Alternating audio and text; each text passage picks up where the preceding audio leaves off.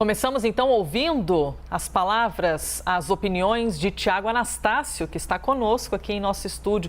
Quantos anos não lhe vejo, Tiago Anastácio? Apareceu a Margarida, por onde andavas? Voando as minhas tranças, como diz a minha família, minha mãe diz, voando as tranças por aí, fazendo um programa especial para a CNN Brasil, que estreia em janeiro. Prometo que as imagens vão compensar, viu, Tiago Anastácio? Não tenho a menor dúvida. Vamos lá então com o nosso Liberdade de Opinião. Bom dia para você. E o primeiro assunto é a gente falar a respeito de Mário Frias. O secretário nacional de Cultura, Mário Frias, expôs em uma rede social que a sua família foi impedida de se hospedar em um hotel no Rio de Janeiro. Isso foi no sábado. E por que a família foi impedida? Porque não apresentou um comprovante obrigatório de vacinação contra a Covid-19.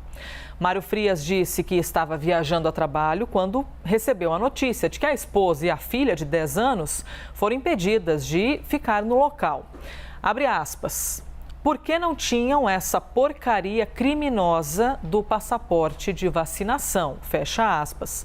E ainda escreveu, abre aspas, irei processar todos os responsáveis por esse ato. Vocês não irão tomar minha liberdade e da minha família sem que eu lute por ela, fecha aspas. Tiago Anastácio, o que dizer a respeito das palavras do secretário e o posicionamento dele a respeito de ter falado nas palavras porcaria? Irei processar todos os responsáveis por esse ato só porque não tinham essa porcaria criminosa do passaporte da vacina. Lisa, a vontade que dá é de ficar em silêncio, emudecer, não falar nada, não tocar o samba para esse cidadão de terceira categoria que exerce, infelizmente, um dos quadros mais importantes do Poder Executivo Nacional, não dar trela para ele. Mas é necessário comentar até mesmo para que se limpe a sujeira mental e a sujeira dos olhos daqueles que têm acreditado que o liberalismo, que as liberdades podem ser gozados sem nenhum tipo de responsabilidade. Como se a minha liberdade fosse algo absolutamente pleno, mas eu vivendo em sociedade ainda permanecesse com esse direito pleno, sem nenhuma responsabilidade com os outros. Infelizmente, o governo federal se tornou um cabide de emprego de grandes fracassados, de profissionais de segunda, terceira e quarta categoria que começam a conclamar, principalmente agora, no início do ano eleitoral, os maiores absurdos que nós conhecemos. Elisa, convenhamos, o que é criminoso? Mas antes de falarmos o que é criminoso, vamos nos lembrar de uma coisa. Será que os filhos ou a filha, não sei bem, de Mário Frias, nunca tomou uma vacina? Será que imediatamente depois que nasceu, não tomou aquelas doses triplas, quádruplas, que todos os filhos, todas as crianças do Brasil são obrigadas a tomar, sob pena de responsabilização dos pais? Será que não? Ou será que Mário Frias, querendo satisfazer seu chefe, que está entrando cada vez mais numa série de condutas pelas quais ele será responsabilizado posteriormente? Porque nós sabemos, o Congresso está acovardado e o Centrão está, e hoje é o grande dia do Centrão, é o dia do orçamento, o orçamento que é a grande moeda de estabilização entre executivo e o legislativo. Mas me diga uma coisa, Elisa, liberdade? Será que Mário Frias e a sua família têm o direito de, diante de um vírus letal, se aproximarem da minha família? E, o mais grave, sendo que o governo federal está criando todas as travas para a vacinação de crianças, será que Jair Bolsonaro, esse grande intelectual, esse grande profeta brasileiro, ele está certo no que ele acha? E o DEA americano e a Controladoria Sanitária Europeia e a Anvisa, órgão de Estado, e a Câmara Técnica, e os infectologistas, e os pediatras estão todos errados, falando de medicina, biomedicina, e Jair Bolsonaro está certo sobre vacinação? Infelizmente, nós somos um país de quarta categoria a partir dos homens públicos que nós temos. As nossas crianças estão em risco. E eu te digo uma coisa, Elisa, eu que saiba, Eu que saiba que um adulto que não se vacinou está perto dos meus filhos. Eu que saiba. E digo a todos os telespectadores, estejam atentos, não admitam, exerçam sim a liberdade crítica e política dos senhores. Não estejam no mesmo ambiente. Não frequentem lugares que não exijam o passaporte da vacinação. Não admitam a estupidez acientífica, o negacionismo. O que eles querem é isso. Uma pessoa como eu aqui, conversando com uma pessoa como Elisa, certamente vacinada, sobre eles, para que tenham espaço na mídia, para que tenham espaço nas rodas de jantares, almoços. É isso que eles querem. É o método de Steve Bannon. É aquilo que Mike Tyson já dizia lá atrás. Falem mal, mas falem de mim. Vamos silenciar sobre essas pessoas, exigir sobre elas. Elas vivem no mar de lama de hipocrisia. São péssimos profissionais antes de entrarem no governo. E, infelizmente, os nossos governos são assim ao longo da história.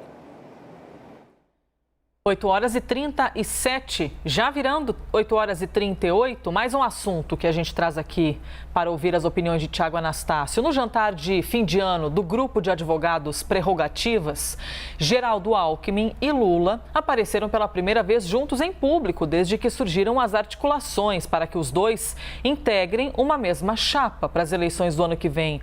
No último dia 15, Alckmin anunciou a sua saída do PSDB. Lula aparece em primeiro lugar nas pesquisas de intenção de voto para 2022. Tiago Anastácio, primeira aparição pública dos dois políticos. O que isso representa, hein, para o cenário nacional? Claro, era um jantar do grupo Prerrogativas, não era exatamente um encontro dos dois, mas os dois estavam juntos nesse mesmo jantar e isso, lógico, abala a imprensa nacional. Abala a imprensa nacional e, Elise, é necessário entender a razão pela qual os dois se encontraram. Ele não foi um encontro puramente político, mas foi. Por que eu digo isso? Porque o Grupo Prerrogativas, ele nasce, e aí mando um abraço para o Marco Aurélio Carvalho, que é o fundador dele, ele nasce a partir das violações pelas quais sempre acusou Sérgio Moro no correr da Lava Jato.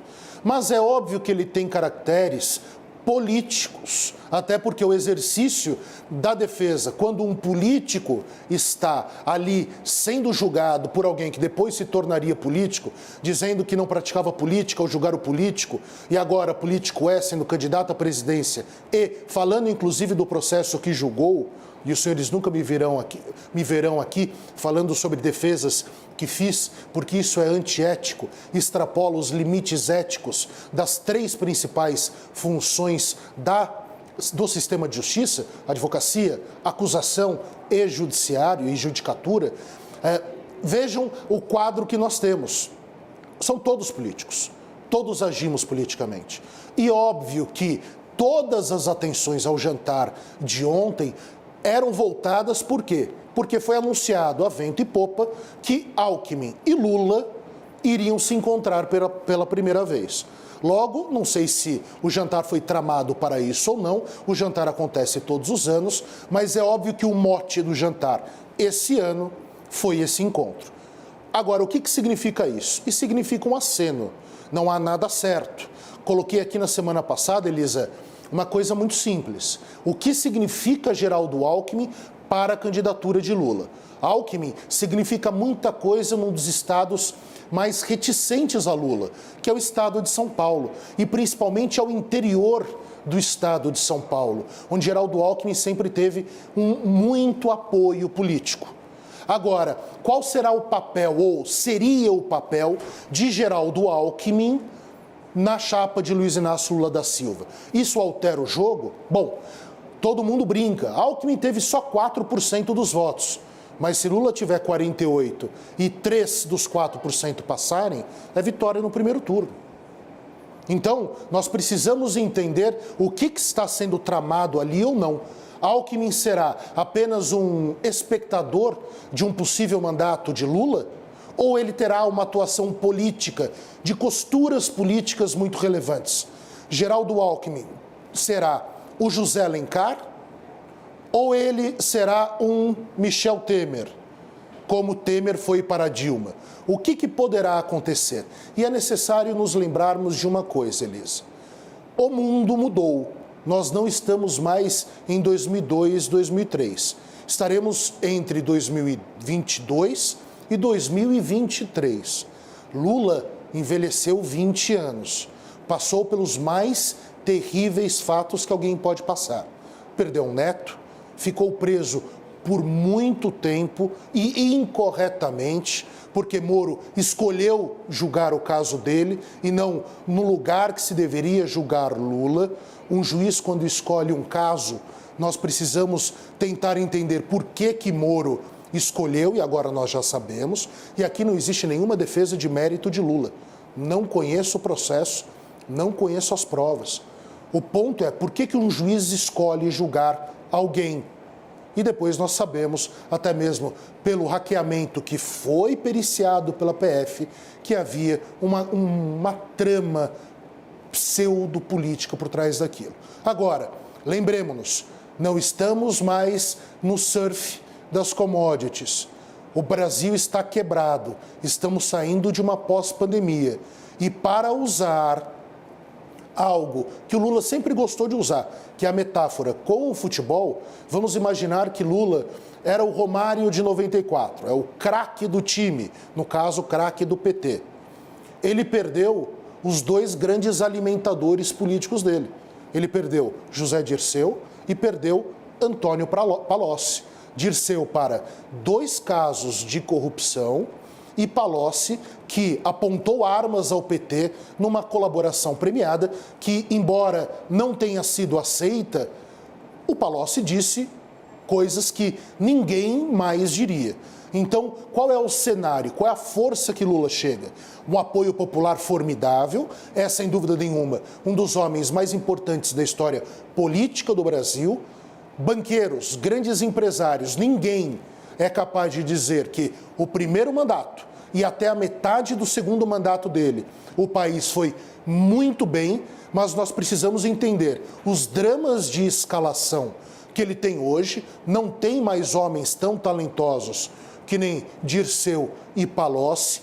O mundo é outro, o país está quebrado, não está recebendo o país de Fernando Henrique, receberá o país de Jair Bolsonaro. A economia alquebrada também e um grande pessimismo. E todo o abalo político que é a Operação Lava Jato. Aí não importa se com trama ou sem trama, o que ela fez à imagem do PT.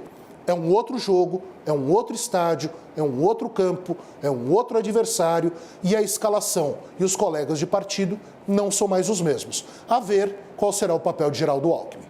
Por falar em outro jogo e outro campo, vamos a outro campo, agora o do STF, Tiago Anastácio, para a gente poder ouvir a sua opinião a respeito de uma ação que está nas mãos do novo ministro do STF. André Mendonça, recém-empossado na corte, vai ser o relator de uma ação que questiona um decreto de 2019 do presidente Jair Bolsonaro que extinguiu, na época, centenas de conselhos, comitês e comissões das administrações direta e indireta.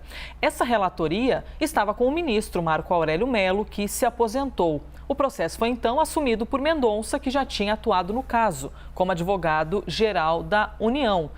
Isso fez com que o Movimento Nacional de Direitos Humanos pedisse o afastamento de Mendonça da relatoria da ação. Tiago Anastácio, o fato de Mendonça já ter atuado no caso como advogado-geral da União faz com que ele esteja numa posição delicada e que ele mesmo deveria se dizer impedido nesse caso? Elisa, imagine o seguinte, vamos fazer um bom desenho aqui para os telespectadores. Imagine que hoje eu estou fazendo a defesa do Evandro.